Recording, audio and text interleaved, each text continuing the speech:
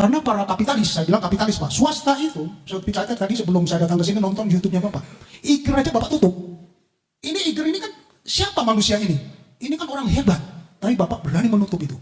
Sedangkan proyek itu di statement Bapak, ada kebijakan keputusan pemerintah daerah yang salah. Itu ada di channel itu Pak. Yang mengakibatkan apa? Tata ruangnya salah, ekosistemnya salah, rusak lingkungan. Dan saya juga termasuk orang yang jengkel kalau lingkungan itu dirusak. Tapi Bapak berani sebagai seorang pemimpin. Tentunya ini kan ada strategi Bapak, bukan sembarangan Bapak melakukan itu sebagai seorang pemimpin. Karena tadi saya simak Bapak berstatement, seorang pemimpin itu belajar dari pengalaman, bukan dari kelas. Oh, ini sangat-sangat luar biasa, kita di sini belajarnya di kelas Pak. Nah ini kan jadi bagaimana gitu kan? Kemudian harus ada keberanian. Nah saya tanya kepada rekan-rekan di sini, ada yang nggak berani dengan pimpinan kita Pak? Saya jamin tidak ada yang berani Pak. Berani hilang Pak yang tadi bilang, makasih Pak.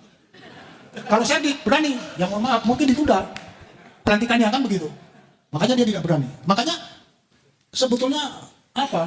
Naluri-naluri pemimpin mereka itu ada. Mungkin dibatasi oleh hierarki-hierarki yang sangat luar biasa. Hierarki ini kadang-kadang menutup ide-ide cemerlangnya para peserta didik yang ada di sini. Dalam kepemimpinan Sunda, ratu itu guratnya gurat batu. Karena gurat batu, maka dia harus punya prinsip kepemimpinan yang kokoh. Dan pemimpin itu adalah transcenter, bukan follower.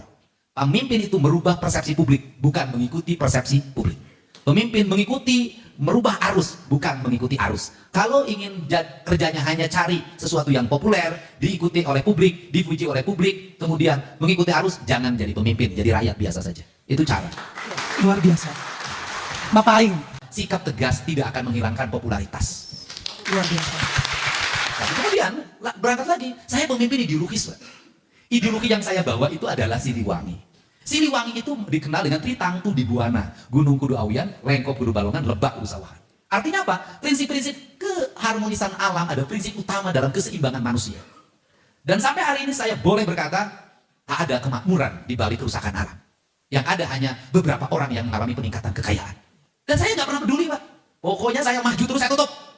Dan saya yakin Pak, nggak akan ada yang berani. Kenapa? Boleh Pak telepon saya. Aku teleponnya, aku nyalain, aku rekam, aku sebarin. Gitu. Luar biasa.